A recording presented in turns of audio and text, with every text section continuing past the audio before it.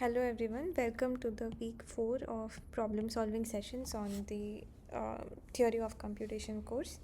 So, this week we'll look into context free grammars.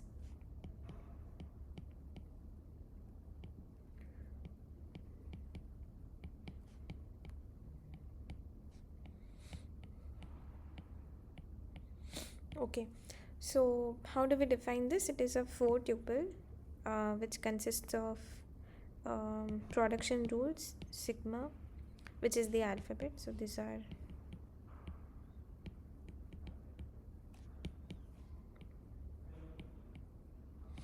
alphabet, you have a set of variables,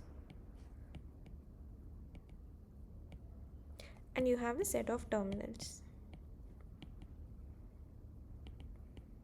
Okay, so just to uh, see an example, so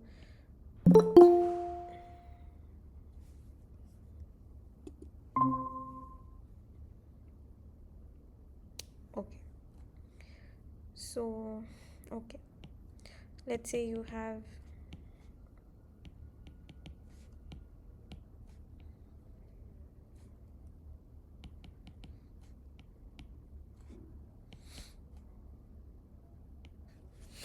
okay, so let's say this is a set of rules that I have written. So here the symbols in capital, these are the variables for us, and the symbols yeah, the in small caps, those are the terminals for us. And you always talk about a language over an alphabet sigma, so the terminals is basically going to be a subset of uh, yeah, a subset of sigma. And what do the rules look like? The rules are basically they always start with a variable on the left, and there could be a sequence of strings over variables and terminals. Okay, and um, yeah, and how do you know whether a string is in the language? So you basically apply this production rules. If one of the production rules generates a string, then you say that that string is in the language. So for example, if I choose uh, s gives ab, then I draw a parse tree like this. Okay, and now let's say a further uses the production rule ab, so it could be ab, and okay, b gives a, this is what we used, and furthermore b gives a. Then the string that will read is collect all the leaves and read them from left to right. Then this gives us a. So a is a string that is generated by the language. Okay, so okay, this is in the language defined by this grammar. Okay, yeah, uh, yeah, that is just a quick recall of what cfgs are. And okay, maybe we'll start with simple examples, um, yeah, and maybe build the theory towards it. Okay, so here you are given these three strings, and you want to check whether this particular grammar generates these strings. So um, yeah, so I'll wait for some time, you can let me know your answers.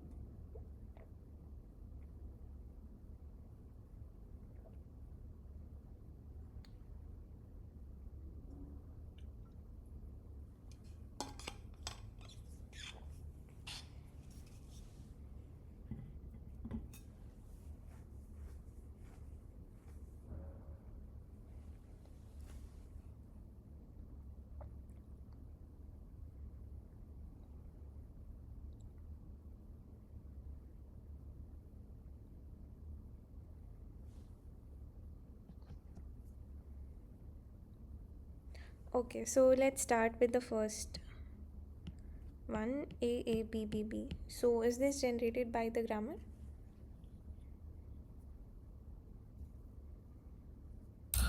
I, Mm-hmm. I think, am I audible? Yeah, yeah. So I think because B is not deriving anything, probably there is some typo, like the Oh, last okay, okay, production. okay. Sorry. Yeah, this. Okay, is that okay? Yeah, let's change this to B. Hmm. Okay. Yes, so in that case, uh, yes, if you do that, yes, because this second production can generate any number of the bees, any non-zero number of the bees. Hmm. Last one. And second one can generate any non-zero number of the A's. So because S produces AB, so therefore I think first one can be generated. In the second one, we are having B before A. So that cannot be generated. And similarly for the last one also cannot be generated. So the first one can be generated, remaining two cannot be generated. Yeah. So you have S gives AB, and then if you look at what A generates, then A is basically always going to give us a sequence of A's. Eventually, it will end up in A. So this is basically some K number of A's, followed by what does B do? B gives B, B, and so on, and eventually it will finally use the terminal B, and this is a sequence of B's where K is greater than equal to 1 and L is greater than equal to 1, because yeah, because at least once we have to use A gives A and B gives B. So this is the language that is generated by the grammar defined by these rules. Therefore, strings of the form BBB in particular will be generated because it is of this form, whereas the other two are not of this form. Therefore, yeah, they are not generated by the language. But if we change this to, let's say, if we change this to epsilon, then yeah, then BB will be generated, but yeah, still the second string will still not be generated. Okay, good. So yeah, are there any questions about this one?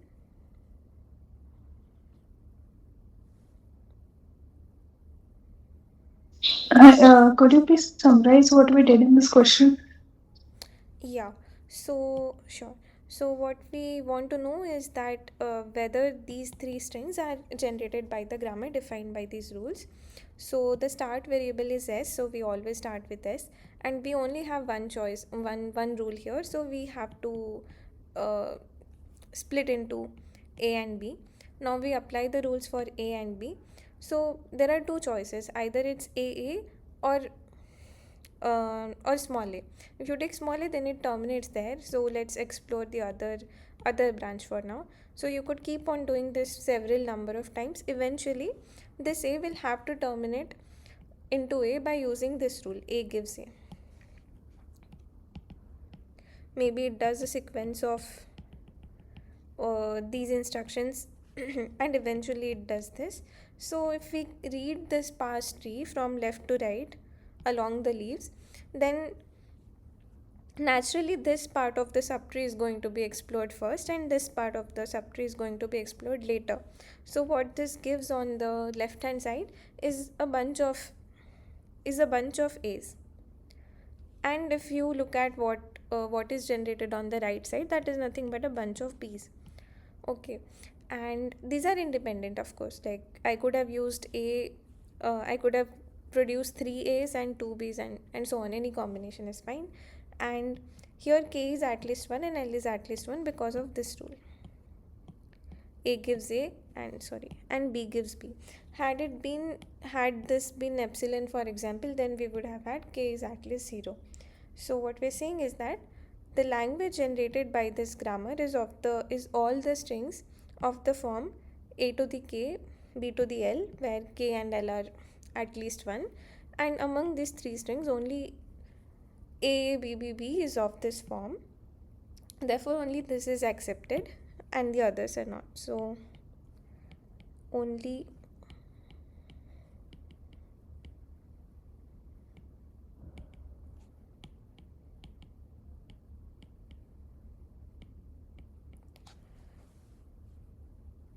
uh, yeah, is this fine? Yes, thank you. Okay, good. So yeah, now you're given a language and you want to come up with a CFG for it. So by CFG we mean we want to come up with a set of uh, yeah, production rules, variables, terminals, and so on.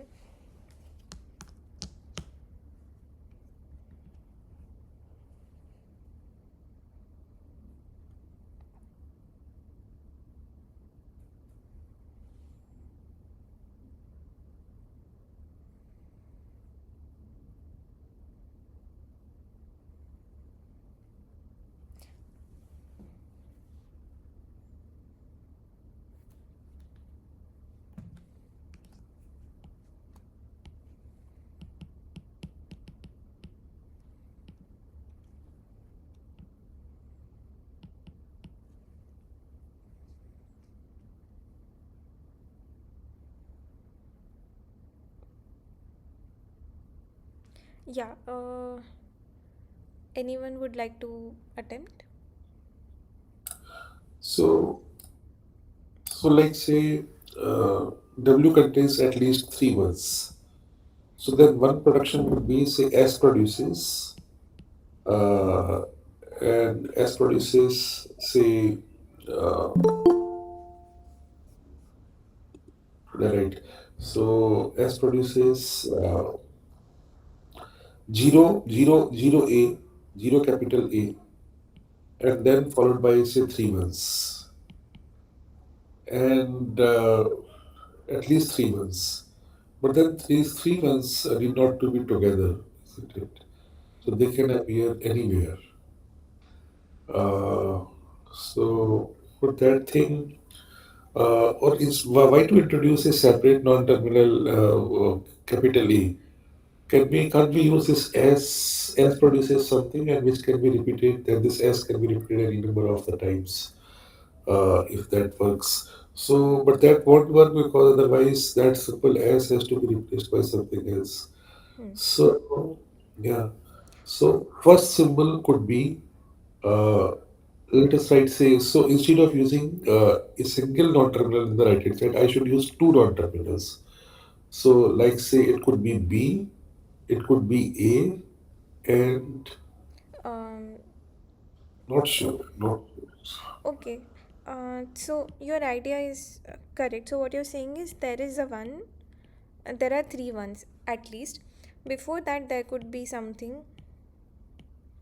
So these, let's say, I'll call this W1, W2, W3, W4, and W1, W2, W3, W4. These are strings in 0, 1 star. These are the kinds of strings that we want to generate. So now can you appropriately like replace with non-terminals and yes. So to generate 0 comma 1 its cleaning closure, hmm, hmm. uh, I can read it as a Let's say A generates the capital A. A produces say 0. Hmm. So capital A produces say 0, 0 A 0, or it could be say 1, yeah, 1A could be 0A, or it could be 1A, or it could be epsilon as well. Why so? Because yeah, so this will generate yeah 0 comma 1 and it's getting closer, right? Okay, good. So, um, yeah, anybody has so this grammar, these two rules together. So, although I did not write, so this comprises of the production rules P, sigma is 0, 1, The set of variables is A. S is the start state for us. I don't know whether you want to put it here, but yeah. And the set of terminals is 0, 1, epsilon. Okay, so yeah. So are there any questions about why this generates the language that we wanted? Or if you want me to repeat any part?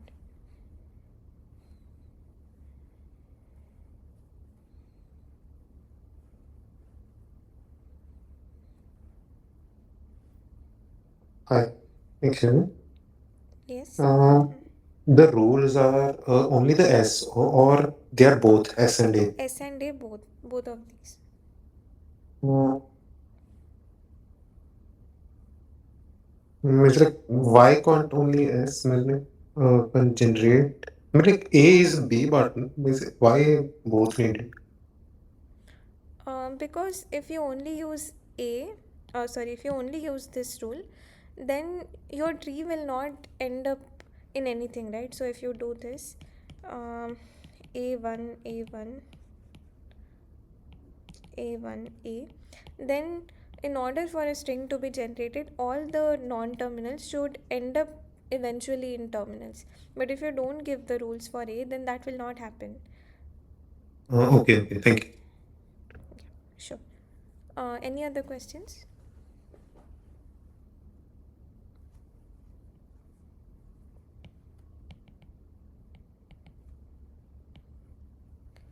Okay.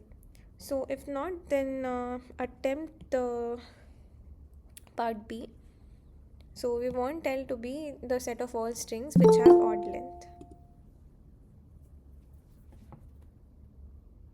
So we can write, say, S produces EB, capital A, capital B,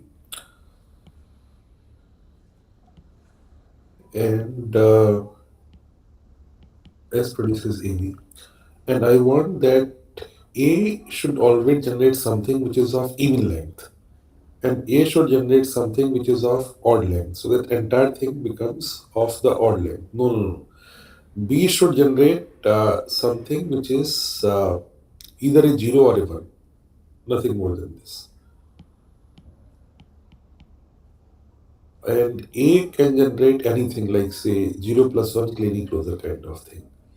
Then A But produces, but then it will make a mandatory this thing that I think it's fine. It's fine. So A produces 0A, 1A, or epsilon. okay. So here the because epsilon, if whether this epsilon is a part of this, no, no. Epsilon has even length. So the minimum string here should be of the length 1, and that is being generated here. Uh, Yeah, I'll just show uh, maybe I'll write it here. So L is the set of all W such that W is of odd length. Yeah. Yeah, go ahead. so from here, A produces 0, 1, or 1A. Will I always get an even length string or not? That's the thing. So 0A, I replace it by 1A, or 1A and then followed by the 0. I think, yes, I think it's right. Okay. So um, does everyone agree that um,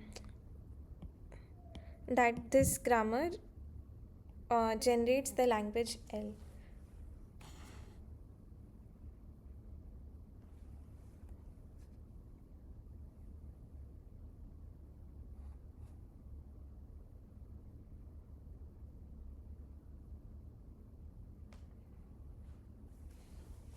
Okay, so one thing is that let's say I do this A B let's say gives a 0, and now I do 0 A, and this gives epsilon. So now 0 0 is the string that is generated by the language. Yes, that's the problem. So instead of, yeah. So I should not make it, uh, I should not allow this A to be replaced by epsilon. So that is 0A, 1A. But then in that case, how would I generate a single 0 or a single 1 then? So that That thing, that you can always do by replacing this with 0 or sorry. Excuse me. That you can always address, but this is not, I mean similar problem will still persist. Yeah, sorry, was somebody uh, Yes, hmm. I was thinking because we are generating the language which is of odd length, so it will be of type 2k 2n plus 1 or 2k plus 1 something like that. So we generate like it is either 0 and 1 are odd length, right? Means like either 0 or 1 Hmm. or length one symbol only. So we and then we add keep on adding two symbols. Uh, it would be a odd length only. So it would be like 0 or 1, then 00s, means like any string, then 01s, 010s, or 11s, or combination too. So I will imply that all possible combinations Hmm. and 01 of a one character only. Yeah, sure, this would work. So what you are saying is, you're always forcing us to generate two symbols at least, and eventually when it will terminate, so far you have, you're always introducing two symbols so that the length is so far 2k, and eventually when it has to terminate it will have to use a 0 or a 1, so the length will be 2k plus 1, which is odd. Yeah, or if you have to modify this slightly, then good. If you have to modify this slightly, then you would say that B is the part that takes care of terminating with 0 or 1. Then what should A do? A should always generate even length strings. So only A needs to be modified here. So this should be like you said 00A or 01A or 10A, 11A or epsilon. And now what will happen is A will always generate even length strings because it always generates in pair of twos, or then it ends in epsilon, and B generates an odd length string which is a 0 or a 1. yes, yes. Yeah, and you can always generate any odd length string using these combinations. Okay, good. So I'll just try to.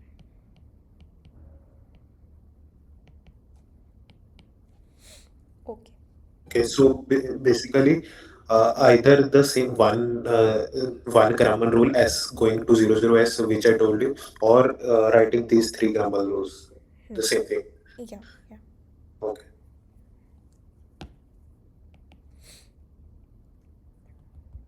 Okay, good.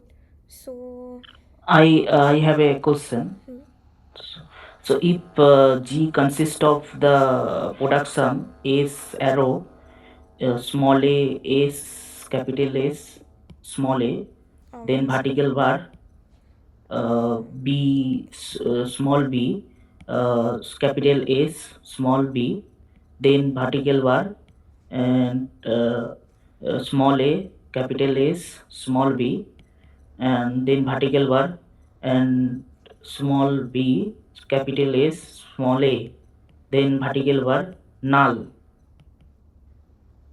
so that LG is a regular set.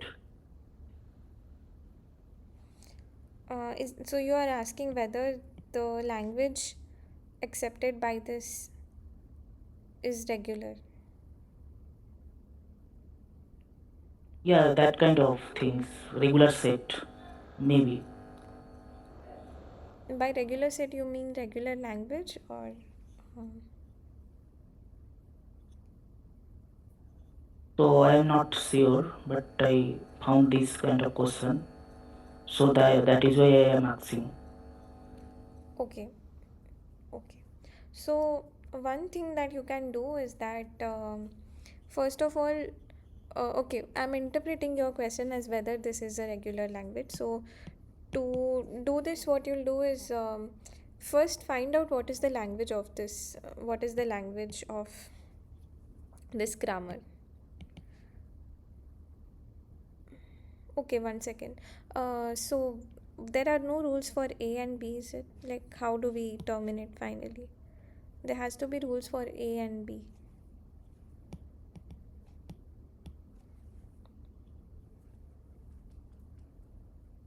No, there has no rules. Just ace arrow in like this format.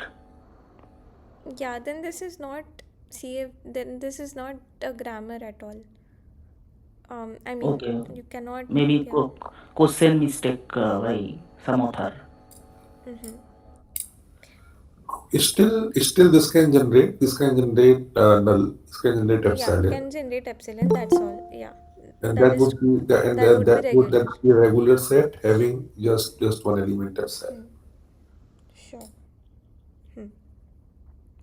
Yeah, that is fine. So only the only thing that S can generate is epsilon. So language of this grammar is epsilon, and this is regular. Right. But yeah, that reminds me of a similar of a question. So we know this language A to the N. I don't know if you already did this in class, but let's just do this now that this question is there. So you know this language A to the N, B to the N, and we know that this is not regular. We saw two proofs. One is using pumping lemma, the other is using You made a mistake, but language not like that. Look, so ace arrow small a, capital Ace small a. So you are written A, capital A. so this is B, sorry. not this. Yeah, just maybe tell me again. Yeah. Ace arrow Hmm. small a, capital Ace small Oh, a, vertical S. bar. Okay. Hmm. But small a, capital S, again a, two times a. Then small b, capital S, small b. Hmm. Then vertical bar. So small a, capital S, small b.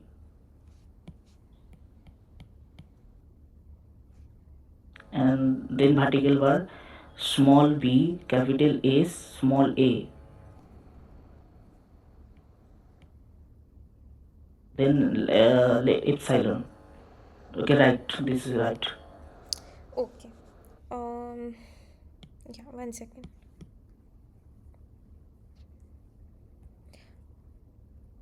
Okay. So let's figure out what is the language generated by this grammar. Sorry. Yeah. This would be equal. Yeah, I mean having the equal number of A's and the equal number of B's. Mm, Not not really, because yeah, No, yeah, not really. Yeah, ASA and BSV is also here.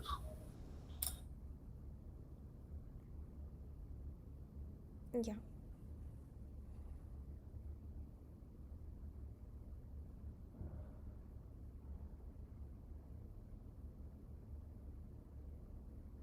Okay.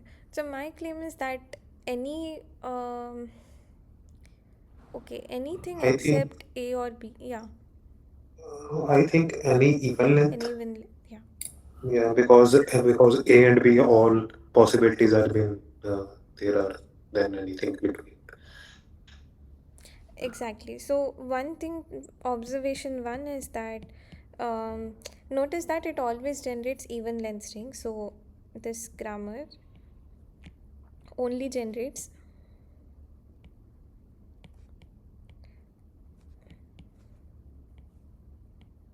even length strings. Why is this? Because I mean, whichever rule you use, you will always have two terminals, um, and this will keep on expanding. Eventually s will terminate in epsilon, so you have introduced 2k many, mm, yeah, 2k many symbols, or yeah, terminals. So it can only generate even length strings. The question is, can it generate all possible even length strings? Sorry, I'll just,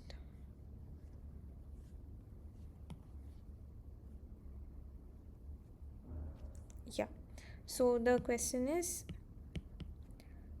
can G generate, sorry,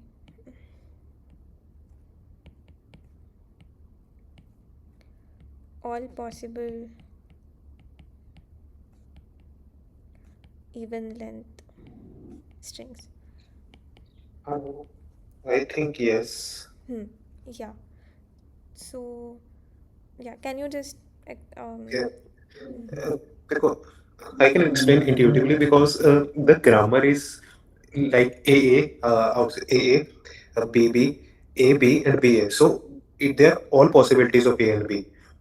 So if they are all possibilities of A and B, so it's like everything they can be generated. exactly, yeah. So the point is that you look at any, just to formalize that, you look at any WB, any even length string.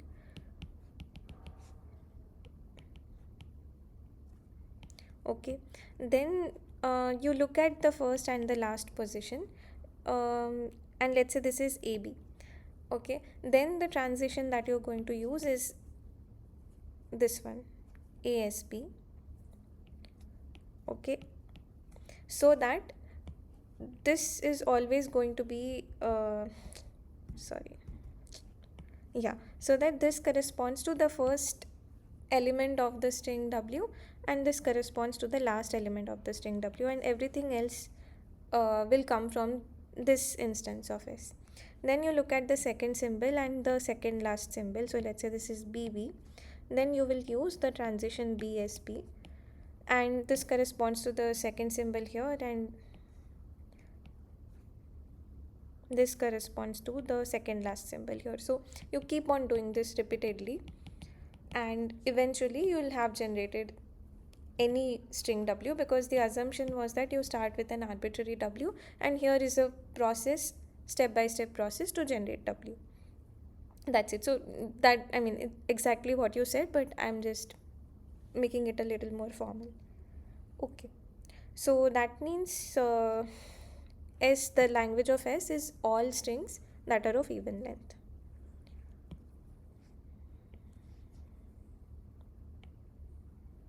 Mm,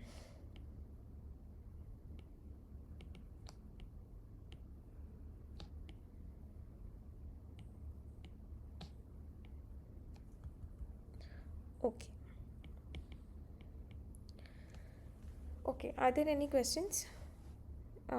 Does this make sense?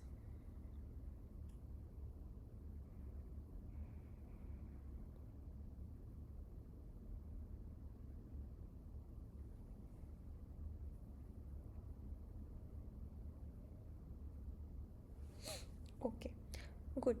So, yeah.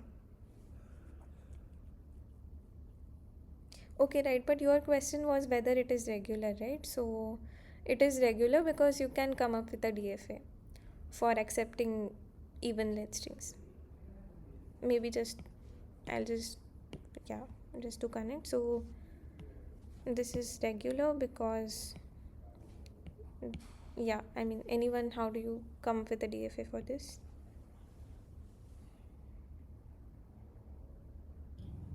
Simply make equivalent starting, and if we get an A, it is odd. A or B, it is odd, and if we again get then the starting way we go, it is even.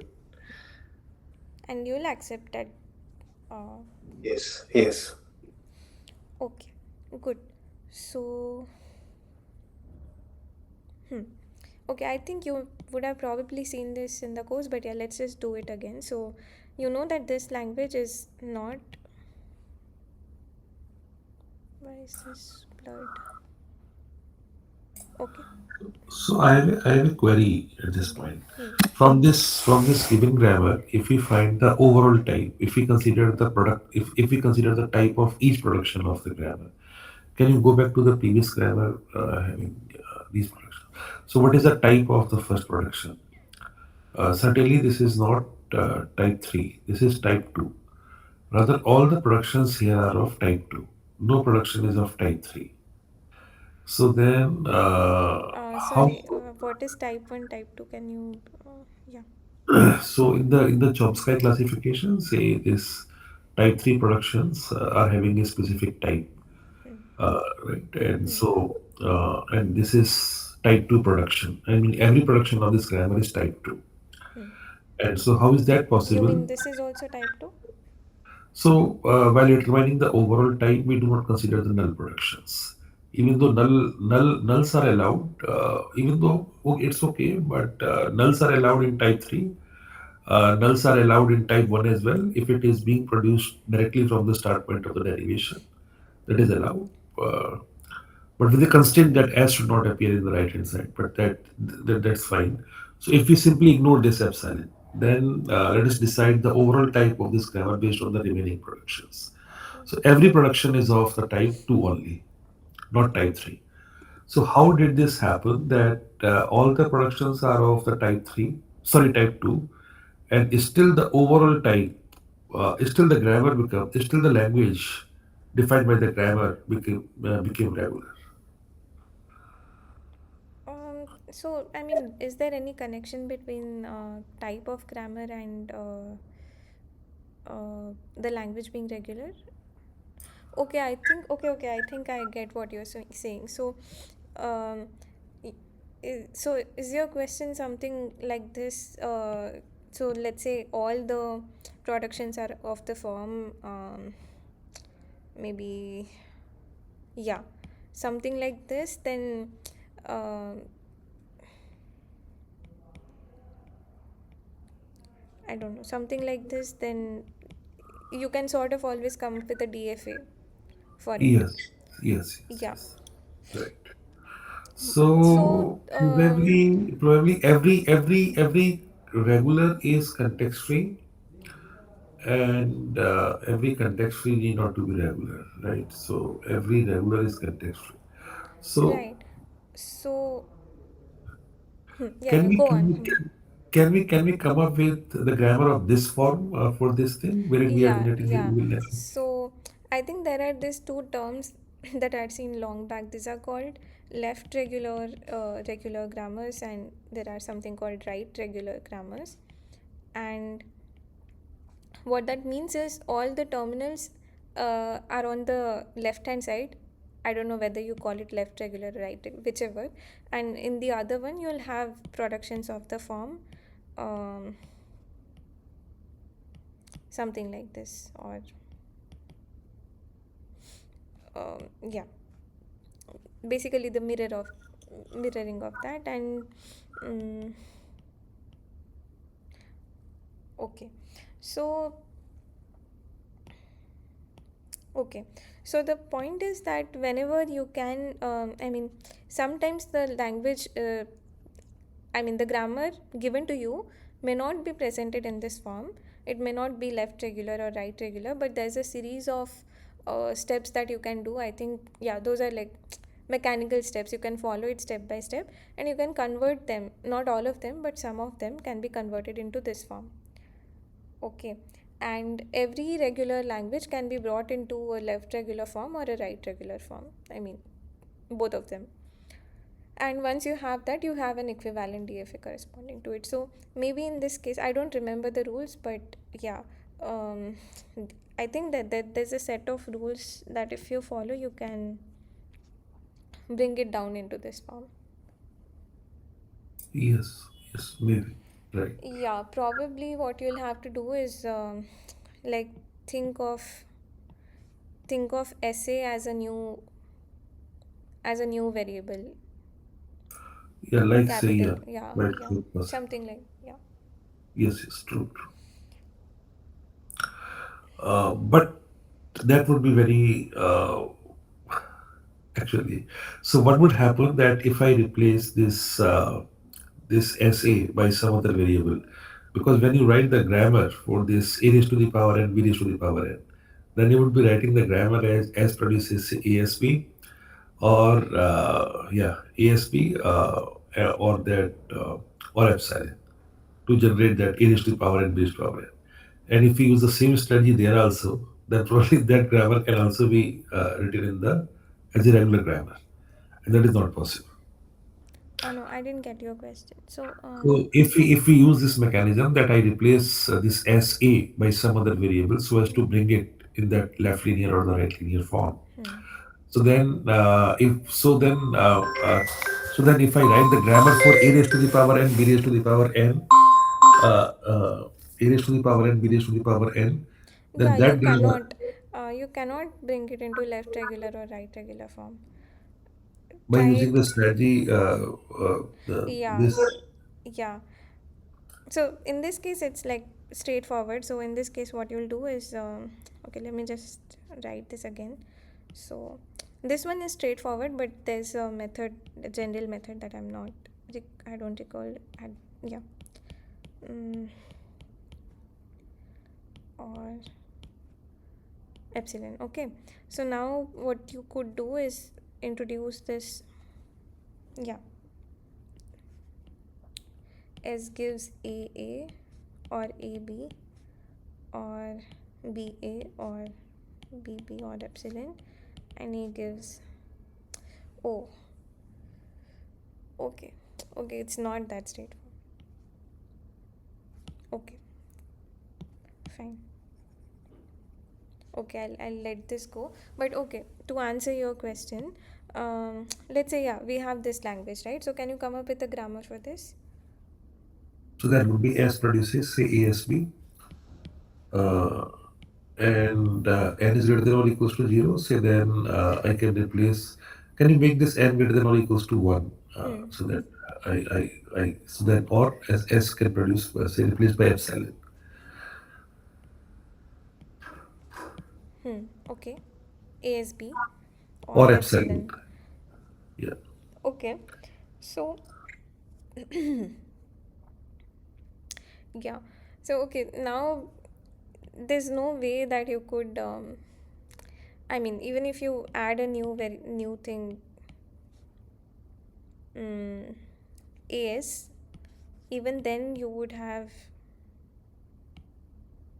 AB. So this is not in the left linear or right linear form yet, right? So yeah, So the, so so the thing is that the first one is right linear. The first production is right linear, and the last one is left linear. yeah, I don't know which is So, which, but yeah, you have both of yeah, them. Yeah. yes, but then their mix is not allowed. Either all the productions are of the left linear or of the right linear. So if we use their mix, then the grammar need not to be of type 3. Right. Yes, yes. So probably that could be the catch here. Yeah, and I think if you have to convert um, this grammar into the left linear, right linear form, one sort of cheating way of doing that would be look at the DFA itself, and you come up with a grammar for it. So it should look something like this: AS or no, sorry, AA or BA. This is S, this is A, and then A should give me AS or BS. This should do. Yes, yes, and here all the productions are right linear, and there is no mixing of the left linear and the right linear. So therefore, this grammar is regular. Yeah, correct. Yeah, thanks. Yeah, good. Are there any questions? Yes, my question was in the previous grammar in which he told n should be greater than equal to 1, shouldn't we write Oh, the right, base right, case also AP? right, right. So this should be AB, right? Yeah, yeah. A or B, AP together because AM. A and B Right, together. right, right. Sorry. Yeah, good. This should be AB. That's all. Yeah.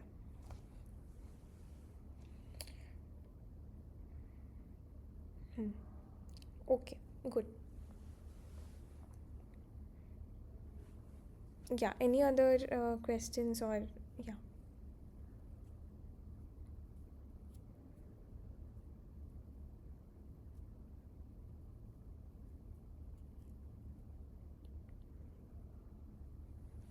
Okay, good. Yeah, and also one thing to see here, another point to note here is that um, now you know that for any DFA, sorry, for mm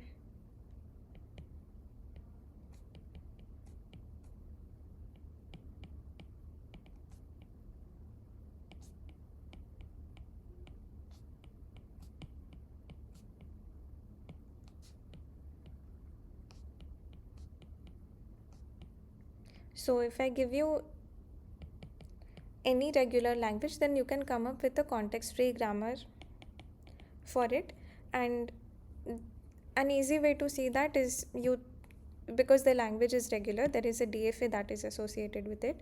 Now think of each of the states as a terminal, sorry, as a non-terminal. So for example, I chose to call this A and S, and I chose to call this A, and the start state is always the starting variable for me. And whenever you see a transition from S to A of, okay, you make, so the general rule is that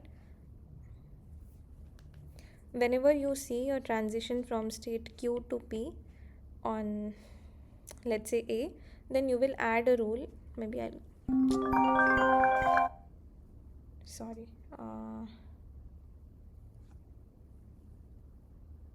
yeah,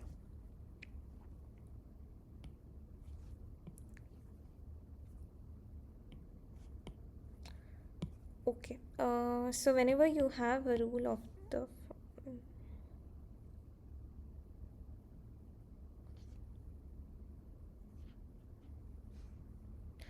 okay, whenever you have a transition from state Q to state P, you're going to add a transition of this form. Okay, and this is how you'll get your production rules. And let's say Q0 was your start state, then Q0 becomes your S.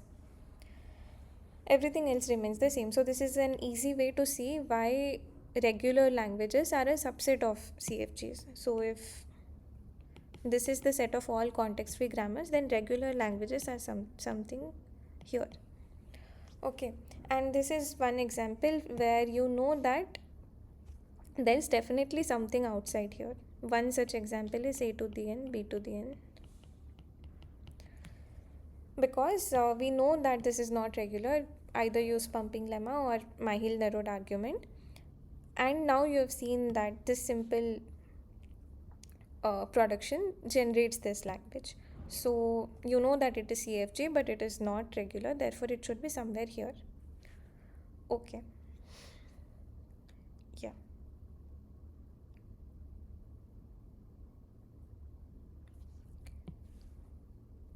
yeah. I have another question. So, if G check CFG such that LG not equal to phi, so we can find an equivalent grammar G dash such that each variables in G dash derive some terminal string.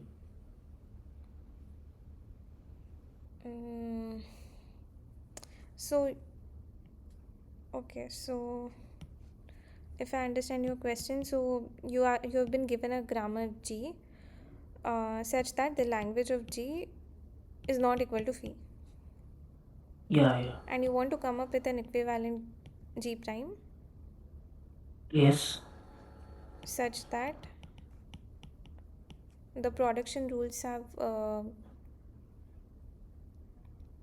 there have no production rules. Just prove the. so you're saying it would be of this form, A, or basically let's say that 0 1 is the alphabet, then you will just write all the strings here. Is that what you're Is that your question? So you'll keep on writing like this? Yes, yes. Yeah, that you cannot do because the set of production rules has to be finite. If you keep on doing this, then you'll have infinitely many uh, rules, right? Because I mean, as s gives 0 is one rule, s gives 1 is another rule. So you're actually writing infinitely many rules if you do that. Okay, thank you, ma'am. Okay. Yeah, is it clear to everyone, or are there any questions?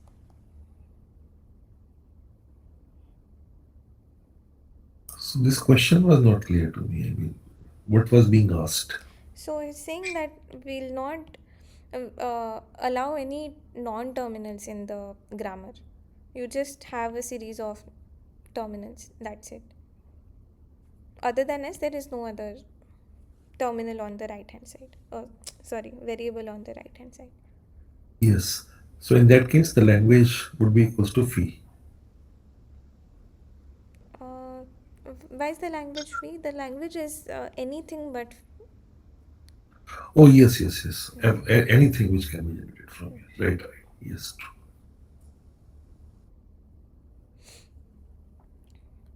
Okay. Okay, so I'll move on to the next question. Um, yeah. So you've been given these languages and you want to interpret what is the language that is being generated.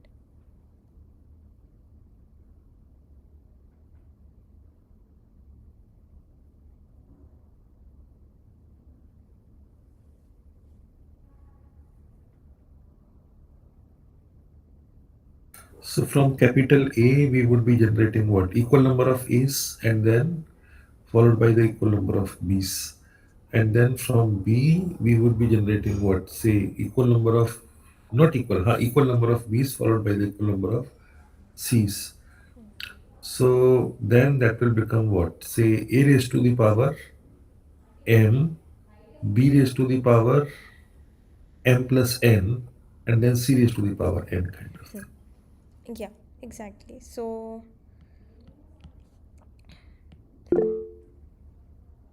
yeah, so we have s gives ab, and now we will separately interpret what does a do. A basically generates n number of m number of a's followed by m number of b's, because for every a here you have a b at the end, and in the end you are just terminating in epsilon. And separately, what does b do? B generates strings of this form. So what does b do? B generates b to the n, c to the n. And what is the language of s? The language of s is concatenation of the language of a followed by the language of b. So this is a to the m, b to the m, b to the n, c to the n, or c to the n, where n is at least 0. M as well. Mn are greater than equal to 0.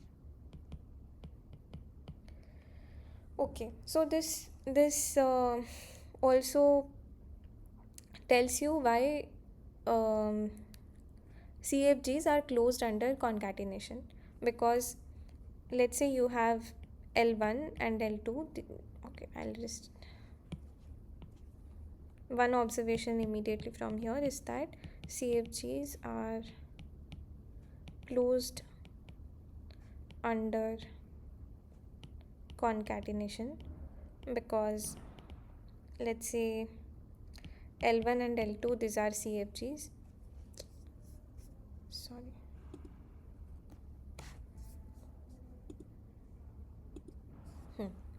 L1 and L2, these are CFGs, and let's say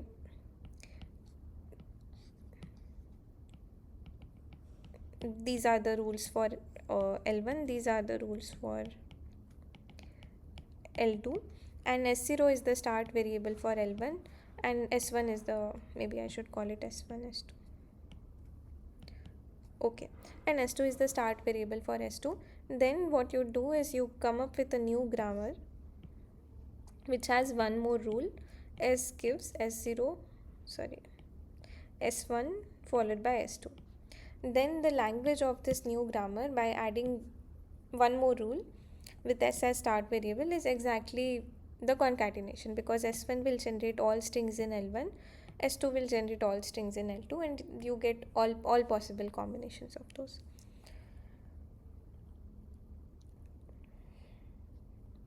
Okay. Um, okay. So maybe this is also an alternate proof of why regular languages are closed under concatenation. You can just assume that L1 is a regular language, L2 is a regular language. So here you have, yeah, here you have a left regular language, here you have another left regular language. Okay.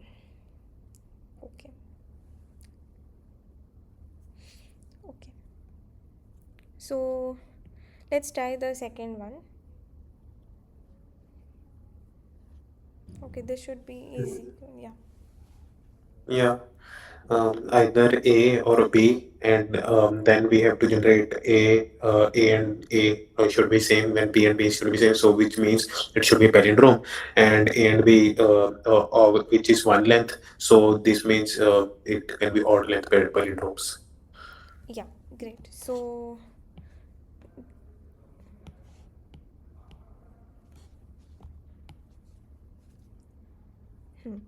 so S gives A S A, or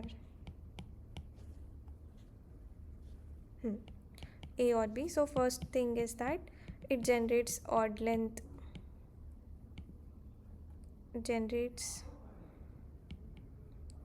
only odd length strings. And the second observation um, is that the symbol that you have generated in the beginning is the same as the symbol that you generate at the end, and this keeps on happening all the time. Therefore, the strings that are generated by this grammar are of the form WW reversal, which is same as palindromes. So therefore the language of this grammar is um, this is the set of all odd length palindromes. Okay, good. Okay, finally this part C. So any number of A's are being generated from the second production, and then equal At number of least. A's followed by the equal number of B's from here. So that would be of the form, say, a raised to the power m is being generated from here, and then so a raised to the power m plus n, and then b raised to the power n. That sort of thing. Yeah, so I'll just write here. So this is a to the power n, where n is greater than equal to 1. This is a to the power m, b to the power m is greater than equal to 0. So if we take a concatenation, this is a to the n plus m, b to the m. Yeah, so this should be basically language of G is set of a to the n, b to the m, where n is at least m. This should be fine, and this is at least 0. Yeah.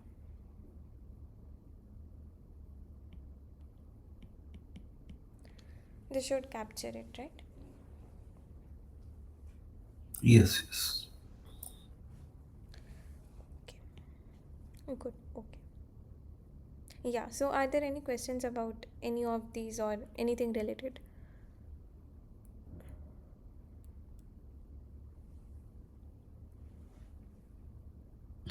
Um, I have a doubt. Uh, How means like you have written the language n should be greater than equal to m, which is greater than equal to 0. Uh, how it is capturing n should be greater than equal to 1. Yeah, I think it should be n greater than equal to 1 and m greater than equal to 0. That would address, right? Yes. Yeah, thanks. Good catch. So this is, or maybe we should just say n greater than m greater than equal to 0. This should be fine. But still, there is like 1. Means like it can be 0 point something, m can be 0 point something, and No, n so can. n and Huh? m, these are always integers for us, Okay. natural numbers. Yeah. Okay. Okay. Mm, okay, good. So, yeah, you have three statements in front of you, and you want to find out which of these are true.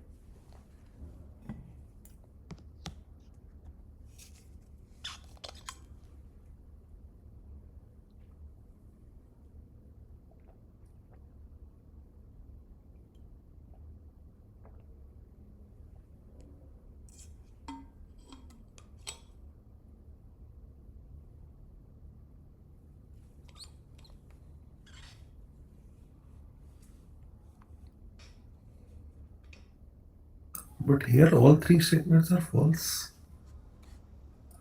Mm, why is one false?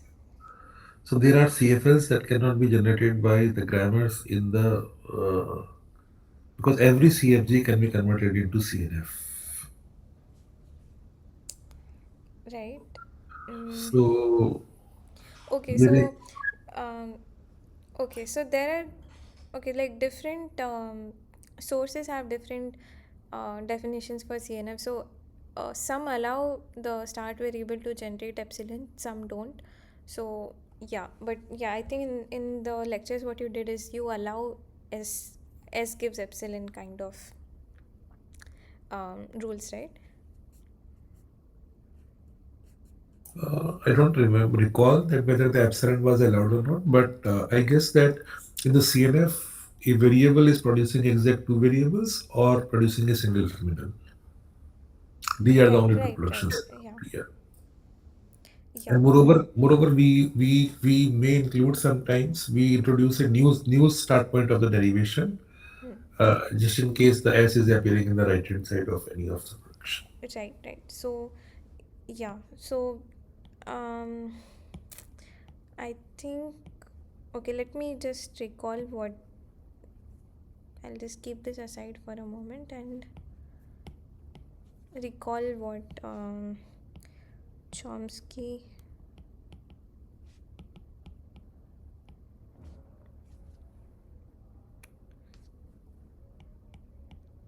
normal form is.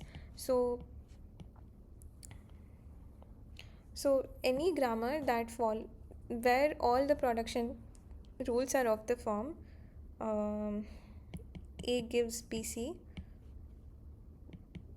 or A gives alpha, where alpha is not epsilon and BC are not the starting variable s. So any grammar with these kind of rules only is said to be in Chomsky normal form. Okay, so you're not allowed to have epsilon um, rules, but I think what you did in class is you did allow s gives epsilon. So if you allow this, then any language in yeah, any CFG can be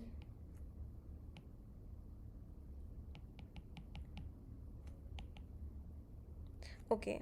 I mean, this is not semantically correct. Any CFL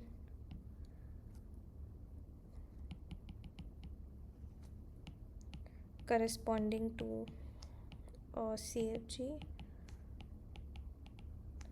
can be written in Chomsky normal form. Okay. So if you allow this epsilon transition, then you'll be able to generate everything. But if you some texts don't allow this, in that case you'll be able to generate everything other than empty language. So when we apply the procedure to convert a CFG into the CNF, the first condition is that the CFG should not have epsilon moves and should not contain unit productions. So first we remove from the CFG, from the given CFG, we simplify the CFG to eliminate null moves, and then we eliminate the unit productions, and whatever is left, then we apply the procedure on it. Hmm. So that is how we get a grammar which is the equivalent to the originally given CFG. So this question seems little doubtful. Yeah, so with that interpretation, all the three statements are incorrect. So maybe there's a yeah, none of these. So yeah, you're right. So with this definition in mind, every CFL has a CNF. So this statement is not correct. And yeah, I think uh, okay. Have you done this in class? Do you know? Have you seen examples of why CFLs are not closed under intersection? Yes, yes. So that popular example, a raised to the power n, b raised to the power n, c raised to the power n, and then the second language is c raised to the power n, c raised to the power m, M. having the different number of m's, Okay. equal number of a's, equal number of b's, and the different number of c's. And the other language would be the different number of a's and then the equal number of b's and followed by the equal number of c's. So in both are CFGs, CFLs, but their intersection is a raised to the power n, b raised to the power n, c raised to the power n, which is not a CFL. Or I'll just use. Mm, let's just assume that everything is greater than equal to 0. Yeah. So we know that L1, L2, these are both CFGs. But if you take L1 intersection L2, then this is A to the n, B to the n, C to the n greater than equal to 0. And this cannot be written in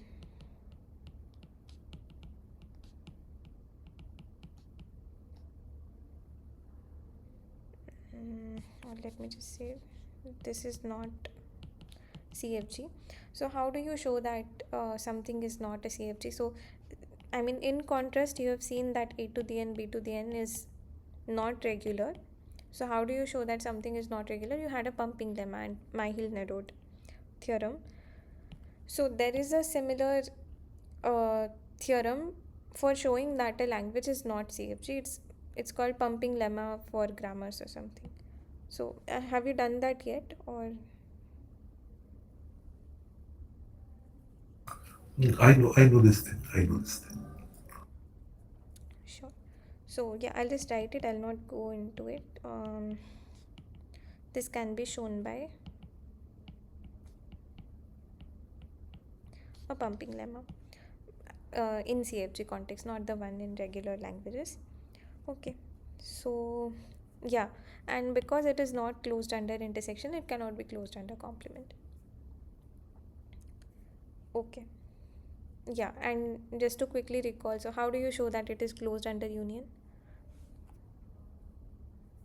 So at the grammar level, we introduce a new start point of the derivation. Say S produces S1 or S2, and then S1 first grammar and S2 second. Right, yeah. Mm, okay, good. So,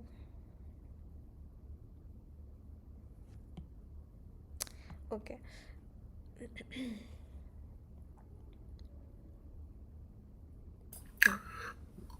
So the length of the string is 1, 2, 3, 4, or 3 into 5. So I would be requiring 2n plus 1 number of the steps. So therefore 2 into length of the W is 5. So therefore 2 into 5 plus 1, 11. But there is no 11 option here, I guess. It's But 2n minus 1, right? Um, 2n minus 1, yes. So 2 into 5, 10, 9. Yes, 9 is the answer. yeah. So what we'll do is we will prove this now. Shouldn't be hard, I guess. So this would turn out to be 9. So the correct answer is 9. Okay. So the claim that we But want. Yeah, yeah. Go on. why do we need to prove just because it is CNF? So it would be a full binary tree. Means like so in full binary tree there are two n minus one uh, total nodes. So that is simple. No? Okay. Yeah, exactly. That is the proof. Yeah, yeah. So I'll just um yeah. So number of steps in derivation of n length word in a CFG in CNF form is 2n minus 1, and the reason is basically what you described just now. So you know that all the productions are of the form like this. So what will happen is each, yeah, so basically this is going to be uh, a binary tree. Either it ends up in a leaf or it will branch out into two. So this is a binary tree, and in any binary tree the number of nodes is equal to 2n minus 1. Binary tree with n leaves,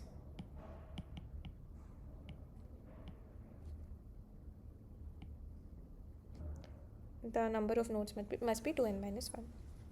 How? Yeah, so one way would be to prove it by induction. mm, So like even in this case, how many leaves are there? One, two, three, four. So if there are four leaves, the nodes would be what? 2 into 4 minus 1. And the value came out to be 7. 1, 2, 3, 4, 5, 6, 7. So will there be 7 number of the nodes um, including leaves or excluding leaves? I mean, are we talking about the internal nodes? yeah, I think it should be internal nodes because So, the Yes. leaves don't so the correspond to the.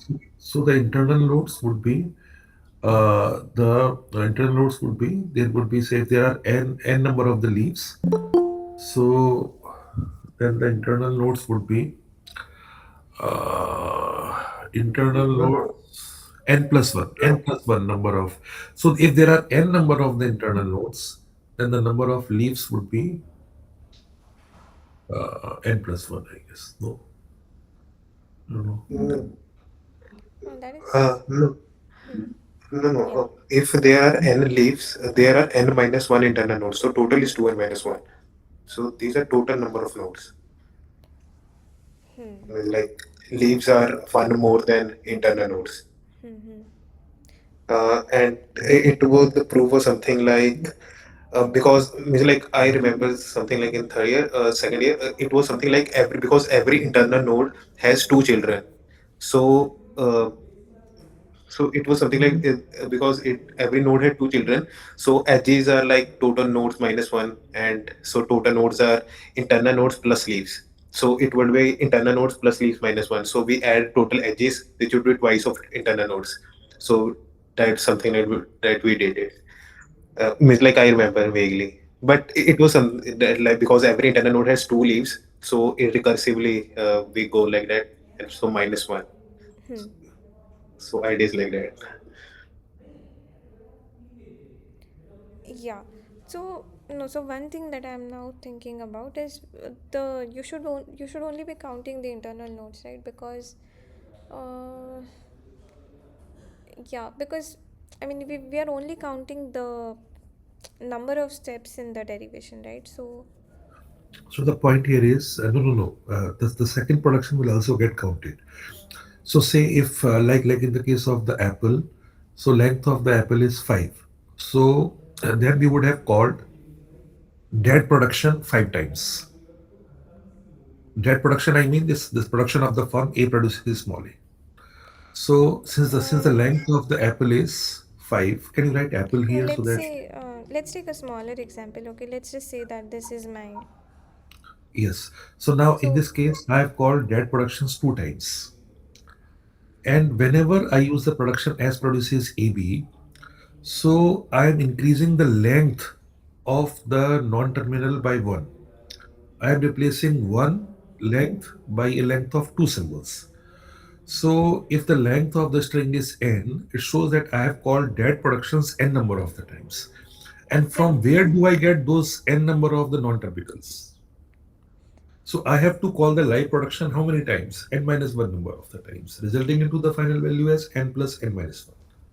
yeah, my point is that we are not really counting the uh, total number of nodes um, in the tree, right? We are only counting the internal nodes here, the non-leaves one. That seems to be matching also, right? And that is what intuitively should happen, because here n is 2 for us, and mm, the number of steps would be 3. S gives AB, A gives A, and B gives B, and that seems to be matching with the number of non-term, I mean, internal nodes, right? But the means like the leave nodes are counting a gives small a, but the internal nodes are matching the s gives ab, isn't it? Internal nodes are matching S gives AB, as in. Means like aren't the internal nodes giving the internal nodes corresponding to rule a gives bc? Exactly, yeah, exactly. So every internal node will branch out or will eventually end up terminating. That so we should only be counting internal nodes, is what I'm saying, right? Because once you terminate, A really doesn't branch out. But then how would we would count the rule means like capital A correspond means like So giving small a. every um, every node here will um, I mean, you'll apply a rule here, okay, at every node. So so there's one rule here, one rule here, and one rule here. But once you terminate into a leaf, you're not going to branch out further. So the total number of rules is equal to the total number of internal nodes, right? Yeah, Because that I understood, but uh, total number of leaves I get it, okay, but so the small a should be counted, right? Kept small a. no, because I mean, small a doesn't go further, right? The small a is counted here, that A gives. So this part corresponds to A gives A. This is one step, and once you get this, you don't really do anything, right? You don't apply Uh, any rule after this. So shouldn't we count its edge? Means like the edge producing it, like the edge a goes to a, the edge, the tree of No, the edge. but then if you count the edges, you'll have like I mean, S gives AB here. Okay, so there are two edges, but it was only one rule. Hmm. So yeah, like say if we consider the string AB, Hmm. so then this for every terminal we require one dead production. So dead One production I mean what production? A produces small a kind of the thing. So therefore I have called to generate AB I have called dead production 2 times, and that resulted into two non-terminals, right? What do you mean? You called the production two times, as in this one and this one, you mean? Right. Hmm. Yes, yes, Hmm. yes. So I have called that production 2 times. And now now this small a and small b have been replaced from the pool, and I have two non-terminals, A and B. And to generate two non-terminals, there is only one way, that I use a live production. So that is S produces AB, resulting into the invocation of two dead productions and one live production. Total number of productions is equal to 3. Had this string been a length of say 4, so then I would have called dead production 4 times. That would have resulted into how many non-terminals? Four non-terminals. And to produce the four non-terminals, I'll have to call the live production how many times? Two times, resulting into the invocation of how many live productions? Two live productions and four dead productions. The value came out to be 4 plus 2, 6. I think this argument is correct. Uh, but it should be an odd number, right? The number of rules is always So, odd. so the calculation could be incorrect, but then can you write apple here so that I can, yeah, we can see that. So The original is I mean, you're not counting the number of edges, right? Because that wouldn't be correct. I mean, why should I view it from the binary tree perspective? I just need to look into it from the viewpoint of calling the productions, Sure. and we have only two types of the productions here, live and dead. Hmm. So number of the dead productions called would depend on the length of the string. So like in the case of the apple, I called dead production five times, Sure. So and you're that, saying that let's say I have apple, yeah. then for sorry, I'll just write. Yeah. You're saying that this this A should have come from somewhere. This So should have come from somewhere. yes, yes, yes. Similarly, so you get your five production, Five dead five. productions. Yeah. And now I have how many non-terminals in the pool? One, two, three, four, and five.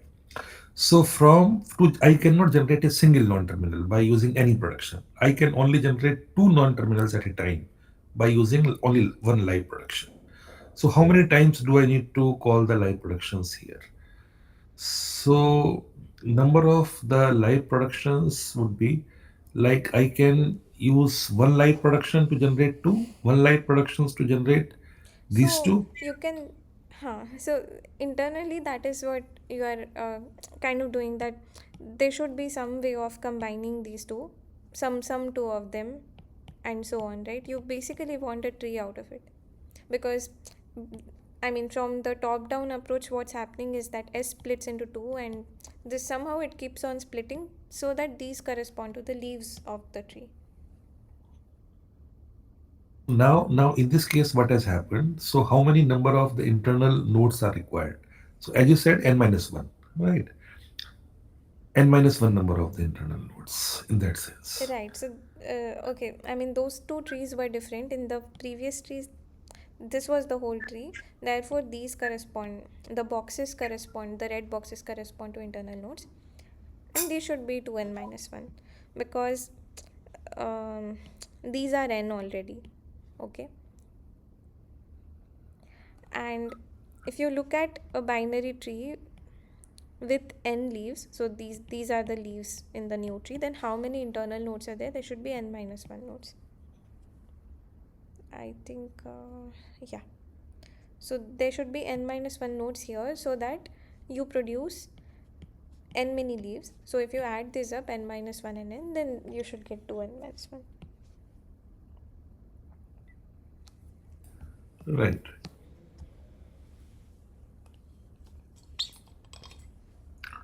So n minus 1 plus n. So in total, we call 2n minus 1 number of the productions.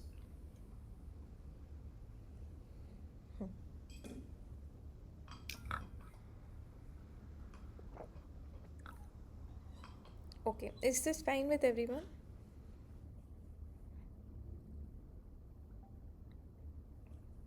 Okay, good. So, Ma'am, I have a question. So mhm. a CFG G is a regular if and only if it is generated by a non-self embedding grammar. Prove that. What do you mean by non-self embedding? So I cannot think anything. So just I found some books. So I am asking. I see. Um, So self-embedded non-terminal is a non-terminal which occurs as a tree descendant of itself. Uh, okay. So, yeah, for example, if you take a to the n, b to the n, then you cannot avoid using. yeah. Uh, so In the S in the itself or any non-terminal should not have itself recurring. Yes. So if in the derivation tree, if one non-terminal is appearing Hmm. as a descendant of itself, then that non-terminal is called the self-evident, because that subtree can be repeated any number of the times, and it would be like pumping off the string, similar to the pumping lemma for the regular languages, wherein we find the pumping element, and which can be repeated any number of the times. Right. So if Hmm. so yeah, so that subtree can be repeated any number of the times, and yeah. Right, but then, I mean, if you have to generate an infinite language, you will have to reuse some, even if it's an infinite regular language, you will have to reuse non-terminals. Otherwise, you'll end up like that's, I mean, so let's say you started with an S, and if you want this to be non-self embedding, then S should not appear in future. Okay, then whatever you get, the same thing happens here. Okay, A should not appear again.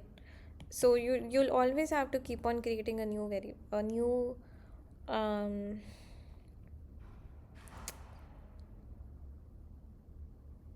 What was his question? That question is not I could not hear his question his clearly. question is to prove that every regular language can be written as a non-self embedding grammar.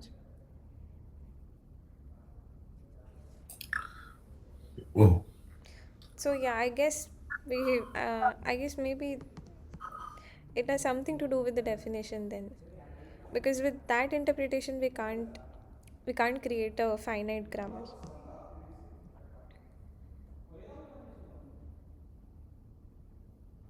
Okay, thank you, ma'am.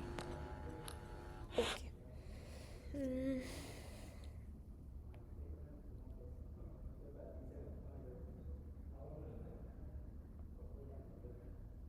Okay, so you're given this okay, one second, is there any mistake with this? You have um okay, sorry, read this as X.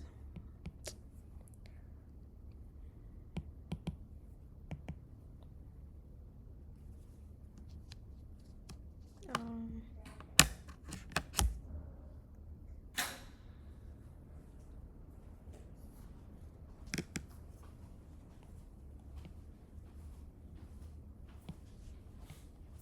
yeah, read this as X and come up with the CNF form.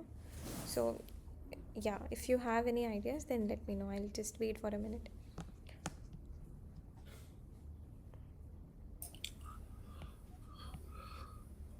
so remove null productions first, Mm-hmm.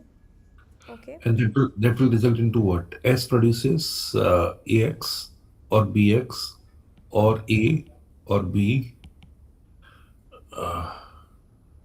or A or B. Single A or single B. Okay, sorry. I'll just let my pencil charge for a minute. Just a second. Yeah.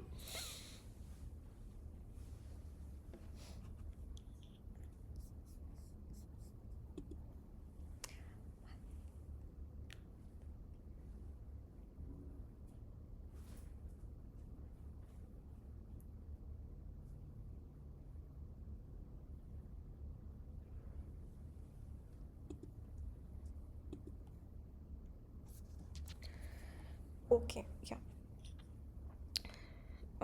Yeah, so this will become or A or B, and X becomes AY or BY. Y is X or C. Okay. Yes. And but then here is one unit production as well. So let us remove that also. Hmm. So if I remove X, then what non-unit being produced by X? So I mean, how to remove the unit productions from here? Y produces X. So Y produces X. So whatever non so yeah. So if I remove the unit productions from here, so non-unit thing being produced by Y is C. So I can write it as say X produces AY or BY or C. AY or Um. BY. Okay. Yeah, that's right. Or BY or C. Or no, no, no. That's C. So not the therefore problem. AC, Yeah. AC, AC, and BC. BY, yes, BY Yeah. is fine. BY is fine. But C is not really the problem, right? The problem was X. Yeah, so So it X should is be going to subs. be X is going to be so this production Y produces X is going to be removed, and in the very next line I would I will write Y produces C. So Yeah, that is fine. But yeah, you sorry, you do Y produces C, but X produces what? X produces AY or BY, and what non-unit thing is being produced by Y? That is only C. So therefore, X will also produce AC or BC. yeah, that is fine. But okay, let me just. That is fine. But what do you do with this? So that is being removed now. I mean, the unit production has been removed No, but this is because not the same because this X could produce. Um, okay. Strings, yeah. So this X could produce strings of the form A B B C or something, right? Because X gives AY, then X, and I can invoke as many A's as I want, and then I can get as many B's as I want, and then end up with C if I want. But here, if we do this, um, we're not. You're only terminating Y with the C, right? It can't invoke more A's and more B's. no, but I think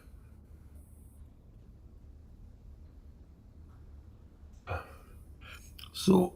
We I mean correctly removed the null productions from here, and then as far as the unit productions are concerned, so what is the rule? The rule says that we should eliminate the null productions first, and then we should remove the unit productions, or the reverse. No, no, no. Null first, and then unit after that. So if I remove the unit productions from here, then X is producing what? Y X is producing whatever. Oh, I want to remove this B produces whatever whatever non-unit being produced by X will also get produced by Y. So in that sense, that will become what? X produces AY, BY, and then Y produces AY. Y produces AY or BY, right? Yes, yes, yes. So AC and BC is not required here. Yeah, Arijit has a question. Yeah. In the first step, when we are moving null productions, shouldn't be y goes to epsilon also should be there because when we removed x, is like Hmm. y goes to x, so y goes to null. Hmm. Hmm. The Yeah. Yeah. So maybe yeah, maybe that shouldn't have been the first step, but yeah. Yeah. yeah, But then then, yeah, then removing epsilon production again Will. because now y is nullable. So because x goes to ay or by, so x goes to a or b. Hmm. So the grammar would be x goes to ay by, and the a and b will also be added, and we remove y goes to null. Mm, okay.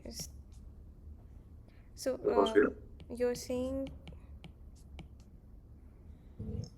x, yeah, the x goes to now a by b by, a and b, because we remove, because x goes to ay or by.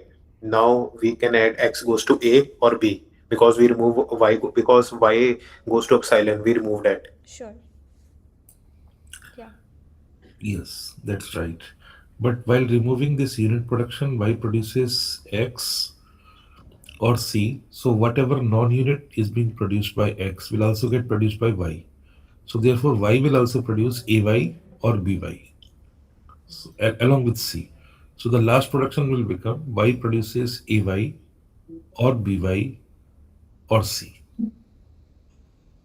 Yeah, but you could as well do this here, right? I mean, you could as well make X gives AX or BX or Yes. AC or BC. That is also fine, but since I applied the procedure as given. So yeah. Yeah, sure.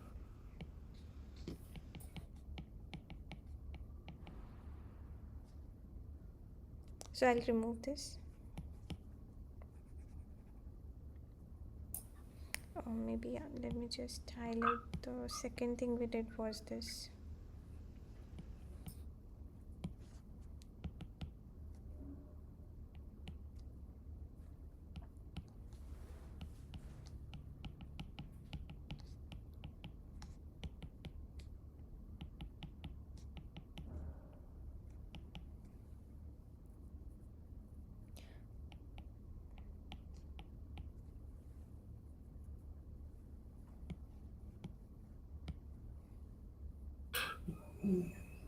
No, this AC and BC will not come. Uh, AC and BC will not come. The next production would be Y produces AY or BY or A or B. And this AC and BC will not come. Um, I mean, I'm just writing an equivalent form of. Okay, I ran out of charge. Yeah, I mean, I'm just writing an equivalent form of 2, which is 3. What about then Y produces X here? Where is that production? Oh, so So you that is being replace this. replaced. Yeah.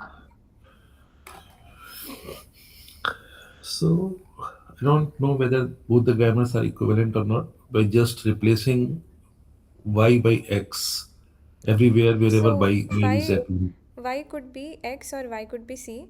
So you can write it as ax or ac. Yes, yes. So yeah, right. And now we can easily convert this into the CNF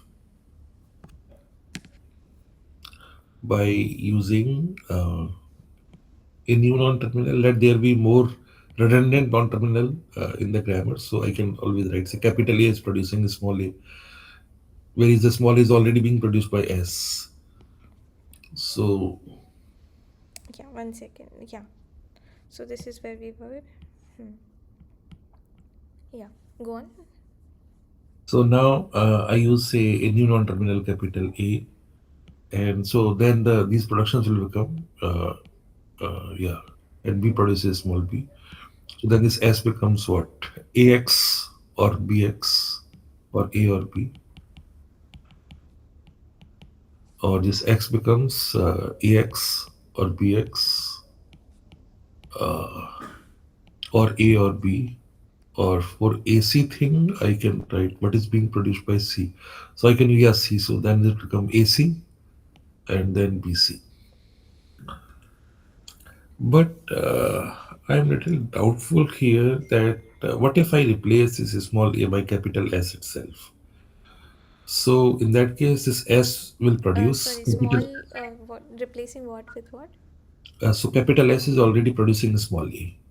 So therefore, I can write this S produces small ax as what? S produces capital S followed by X, and S produces capital S followed by.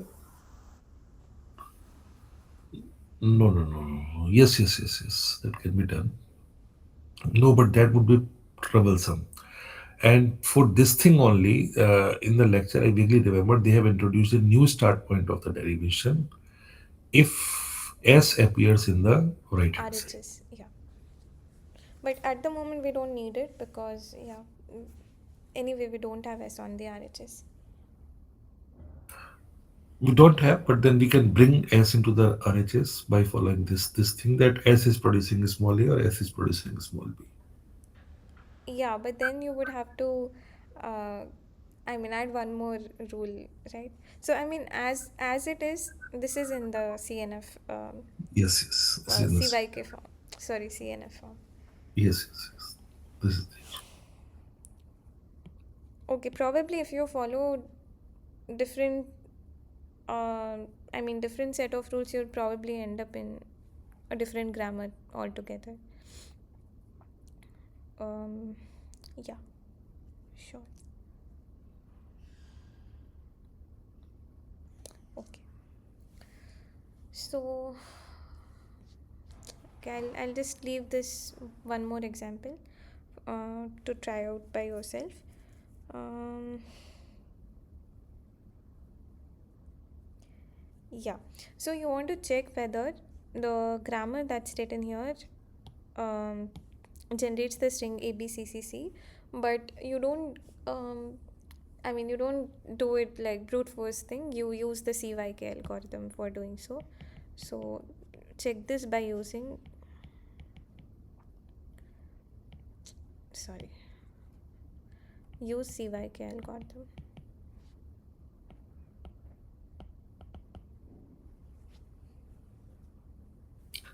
So do we need to draw the table then? Then yeah. So One second. Let me just copy this thing.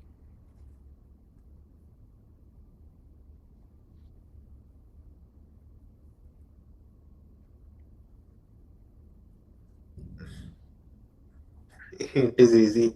Then CYK like without CYL. Yeah, it is easy without cyk, but yeah, just for the sake of practice, yeah.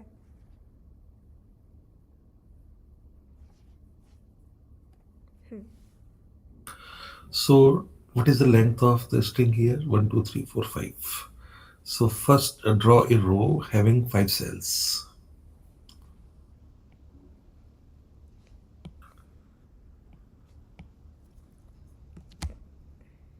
Yeah, one second.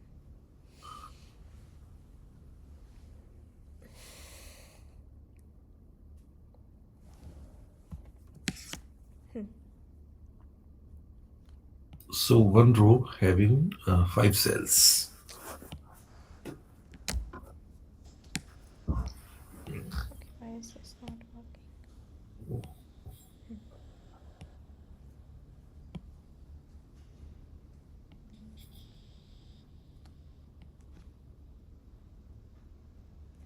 Okay, let me just use this as a grid.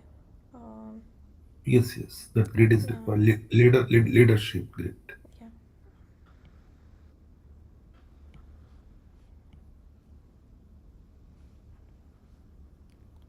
5, 1, 2, 3, 4, 5. Hmm. So start from the top having say 5. So now the yeah like this. So can you write the string here on the top so that I remember. But yeah, but anyways, it is visible. A B followed by triple C. So which non-terminal is producing a small a in this grammar?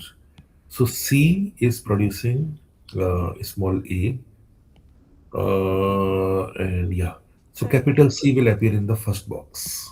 yeah, so first what you do is you just check whether you just check whether there's a non-terminal which produces a. So yeah, so in this case c produces a, so you write c. Yeah. And B is produced by whom? By D. Hmm. And C is produced by two non-terminals, B and E. Hmm. Next we write BA, and yeah, everywhere remaining thing. Yeah.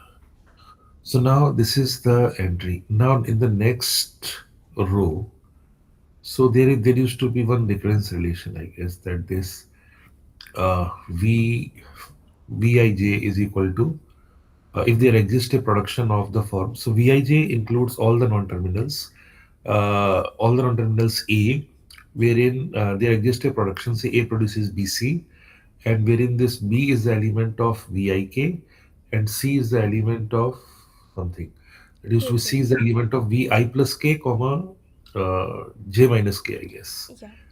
They uh, used so some DP formulation. yeah, so yeah, intuitively what we're doing is here we are looking at substrings of the form.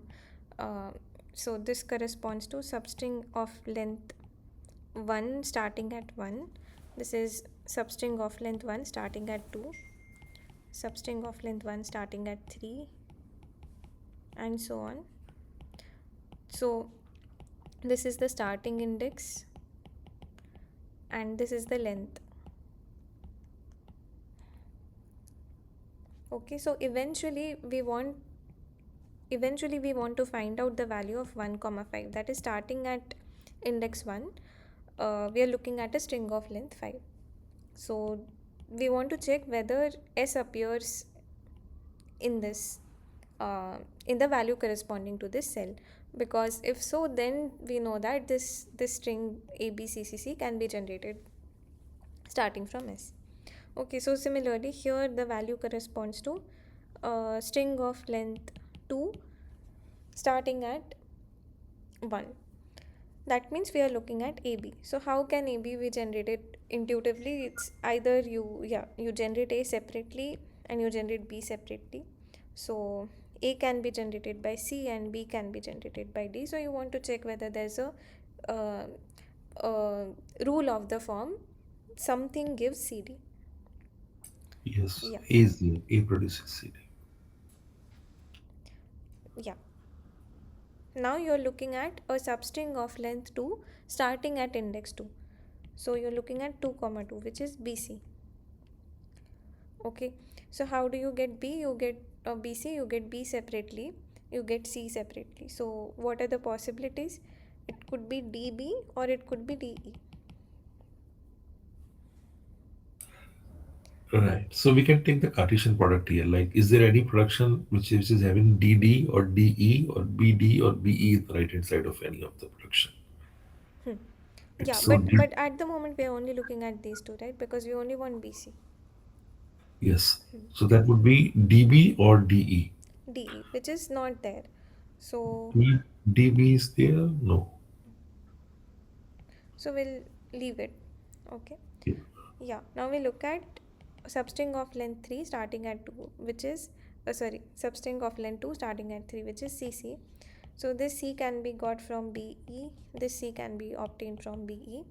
So the Cartesian products, if you take Cartesian product, you get four choices: BB, BE, EB, and EE. And now you check which of the productions gives you either of these.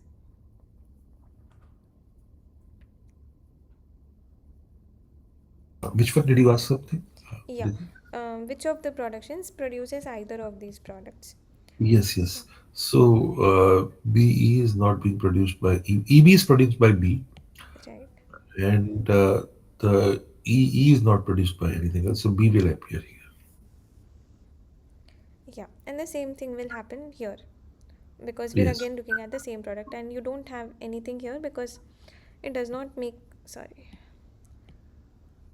it does not make sense to start at index 5 and ask for a substring of length 2 following it, because there's nothing beyond it. So these boxes will be empty.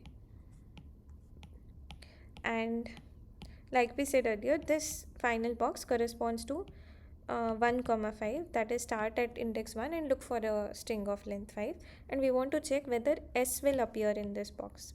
That's our final goal, and we are always going to fill it in the left to right form. Okay, once this is filled, you go to the next row and so on. This is how we will fill the that's how the algorithm proceeds. Now we want to fill this entry. So what is this asking? This is asking for a substring of length 3 starting at index 1, which is ABC. So there are several ways that you can get it. Either you get A separately and BC separately, or you can think of it this way, that you obtain AB separately and C separately. So this is index 3 length 1. Now we'll go through all possible combinations. So 1 1 is C and 2 2 is nothing. So yeah, so this possibility is immediately ruled out. Then we'll go here. uh, yeah, 1 2 is A and 3 1 is BE. So you have A and BE, so you have AB or AE, right? And S gives AB, so S comes here. Is this okay? Yes, yes. Yeah, so what do we do here? So for this thing, starting at the position 2 and of the length 3. So BCC. And BCC substring can be produced by either by B or followed by CC, or BC followed by C. These are the three, I mean, only decompositions. Hmm. So B is produced by only D, and then CC is produced by what that value is. CC will be shown by whom? By this the blue one, the B. This one, yeah, Yeah, and DB is produced by whom? None, nothing. nothing. So that possibility is ruled out. The Yeah. other possibility is you look for BC, which anyway can't be generated. So this is also ruled out. Yes, yes. Right. Now we'll go for the third entry. So the third entry is CC is third entry. CCC. So third entry is the CCC, and CCC can be produced by whom? C followed by CC, and CC is not produced by anything, I guess. CC is produced by B. CC is produced by B. No. Yes, CC is produced by B. Hmm. So you look So for BB or EB. yes, yes. And EB is produced by capital B. So B will come here. Hmm. So now in the next cell, I'll have to explore, say, starting from the position 1 of the length 4. A, B, C, C, C. So there would be many decompositions possible. A, B followed by C, C. And, so I'll have to take the help of the previously filled rows, the previously filled 3 rows to come up with the final thing. A difficult calculation. I mean, it would be Yeah, but requiring. because here you anyway have not, I mean, these are anyway not, I mean, empty. The calculations will terminate very soon. So if you take A only, yeah, if you take only A, then you will need a string of length 3, which is this, which can't be achieved. If you go for A, then you will need, yeah, if you go for AB from here, A gives you that, but CC cannot be produced. This is empty. Oh, sorry. Yeah, CC is this, yeah, AB. AB is given by S, so S comes here. What else is there? If you take ABC, then S gives you ABC, and if you just want C, then you have BE. So you would want SB or SE, which is not there. So S is the only thing that you can get. Yes. Okay. Uh, yeah. What about this one? This should also terminate quickly, I think. So this is BCCC. We are looking for this string. So either you take a B and look for CCC, which is this entry. So DB is not there, so this thing terminates. Then you take a BC, which you can't take, and BCC is also something you can't take. So this should just, yeah, this should be empty. And now finally we want the substring that we are the string that we were looking for, which is ABCCC. If you take C, then you're looking for whether there's BCCC. This can't be achieved. If you take AB, then A generates that, but CCC is this entry. So AB, S gives, yeah, you have S gives AB, so S comes here, and you can explore it further, but now that you know that S is already there, you have your answer that S generates ABCCC. So the thing is that this CYK algorithm will give the Boolean answer. Will solve the membership problem. Hmm. So therefore, this CYK algorithm, can we use the CYK algorithm somehow by making some modifications in the CYK algorithm to use it as a parsing algorithm?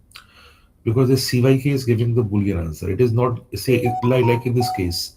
I can at the most I can only say that this string can be derived from this grammar. No, so But you can backtrack it. You should be able to backtrack it to also obtain the derivation.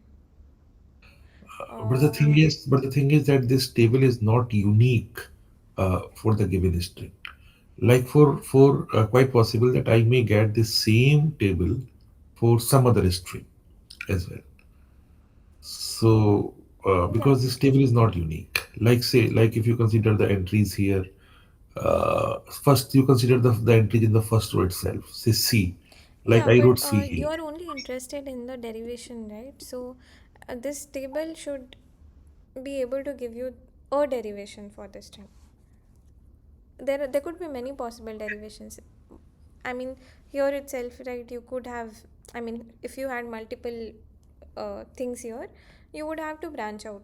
I mean, So can this algorithm tell me that, oh, apart from giving the Boolean answer, that which all productions to be used, that to in which order, so as to derive the given string? mm, okay, basically, you want to just slightly modify the algorithm so as to get a parse tree corresponding to it. That's all. Yes, yes. Okay. So one thing that you could do is just use some extra storage, and every time you write something here, I mean, when you wrote an A here, you knew where you came from. You knew that you chose this cell and something here. Sorry, what was that? How did you get an A here? Uh, because you wanted CD, C comes from here, D comes from here. So if I just store here the values of, I mean, the numbers 1 1 and 1 2, the cell numbers, then I know that I got this A from this cell and this cell. Similarly, for every cell you store what pairs matched. Okay, then you go to those, then you go to, so for example, how did we get here? We got it because ABCCC came from here and C came from uh, yeah, how did we get this thing?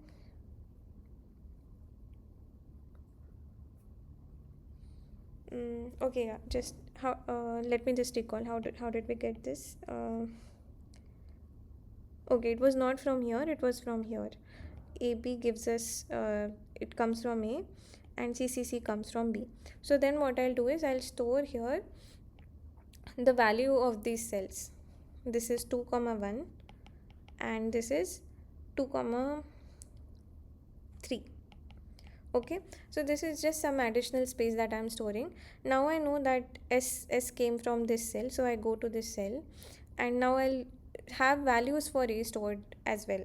So how did A come? A came from 1 comma 1 and 1 comma 2, which was this and this. So then that immediately gives me the derivation. So S came from AB and sorry A. Uh, A came from CD, and we know that C corresponds to A, D gives us B, and similarly you do the same thing for this one. Okay, no, I think this one, that should work out. Here also you store the values of where it came from. That should do. Yes, yes, yes. Thanks.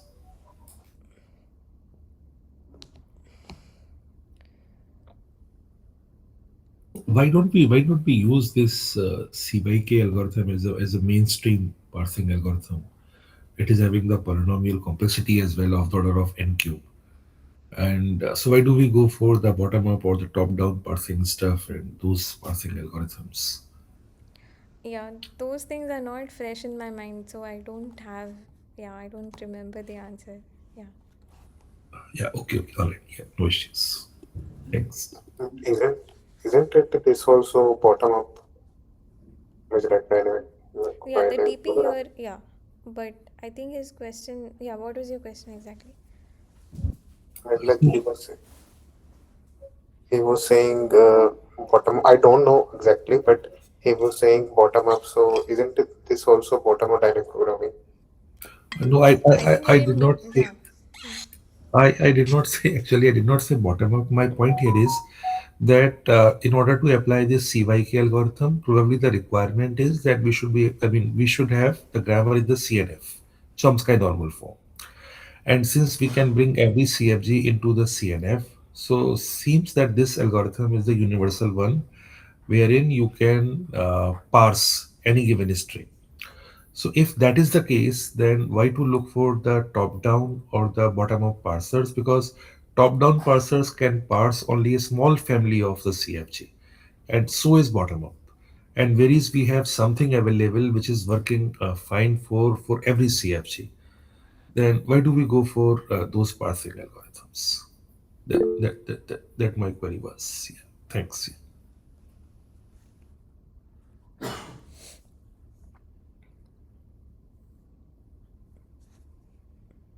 Okay. So yeah, I don't have like answer to it at the moment, but yeah, I think we can break now. It's 9 already. Yeah, next session will be on the Monday next week. Thank you so Thank you. very much. Thanks, it. Good night. Bye. Bye.